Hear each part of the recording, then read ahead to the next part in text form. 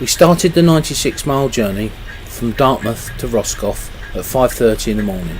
It was bright and sunny, a little foggy when we first left Dartmouth, but the fog soon burnt off and it was a really good crossing. The wind was favourable and we were chonking along.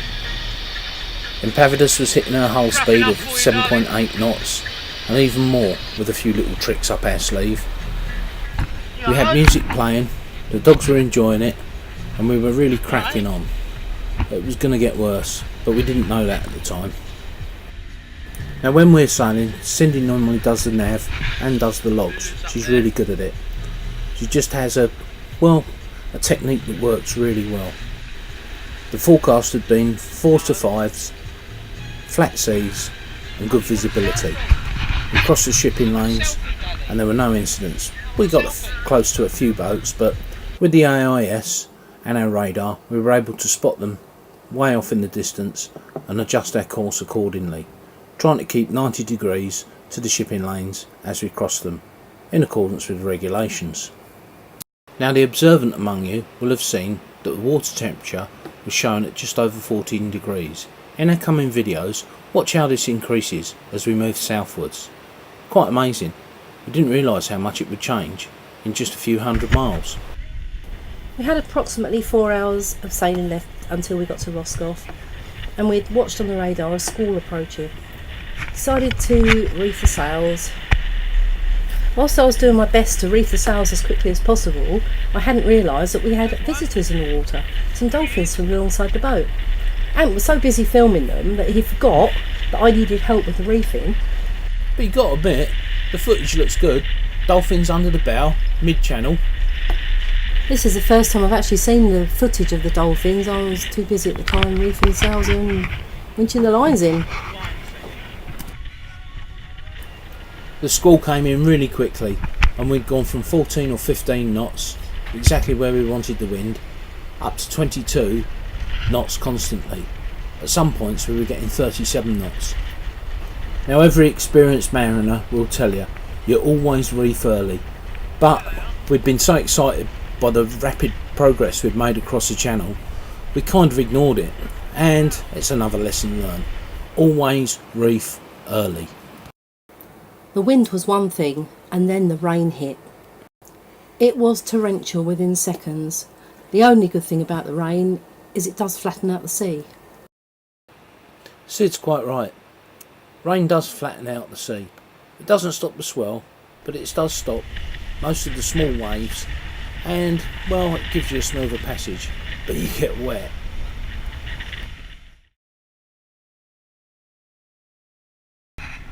The tides were favourable for us to leave Roscoff about 10:30. We filled up with fuel and water and got a shock. Obviously, French fuel doesn't have the duty reduction that British fuel has with red diesel. And the crew as usual are busy sleeping. Oscar's helping. Busy. Oh yeah, you're busy. Got my furry mice.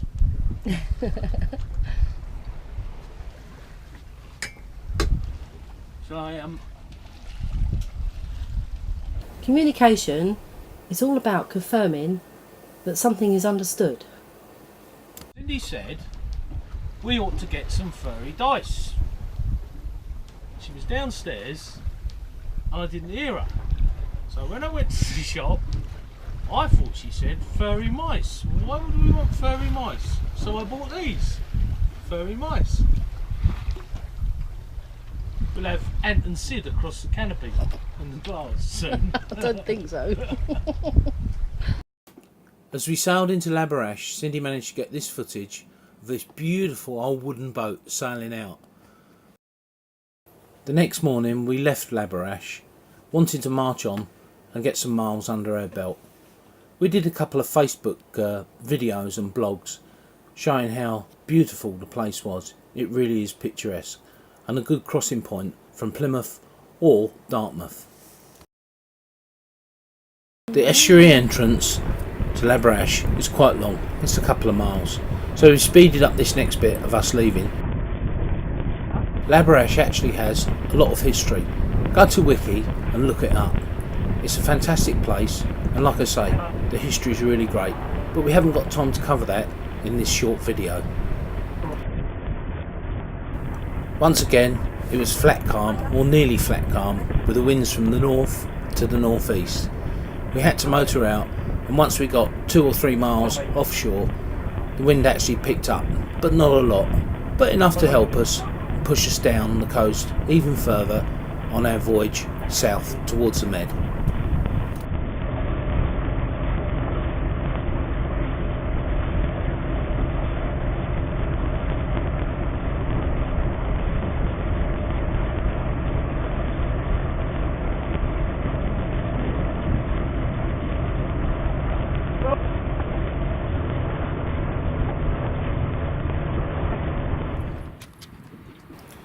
Our next stop was at Camaret, and if we thought Laberash was beautiful, this place, well, it topped it. I guess it was the sunny weather and the fact the wind had died down even more.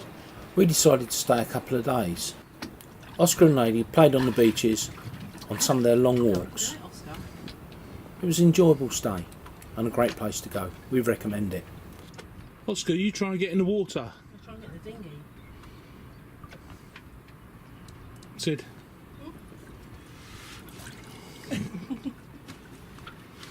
The mooring buoy outside the marina was just $14.96 a night, I think it was, in euros that is. And well, we had to put the dinghy down to go into town, but that's pretty good value compared to the UK.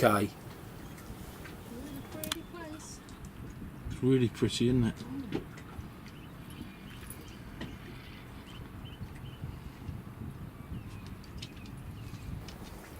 And again, we saw another historic wooden sailing boat.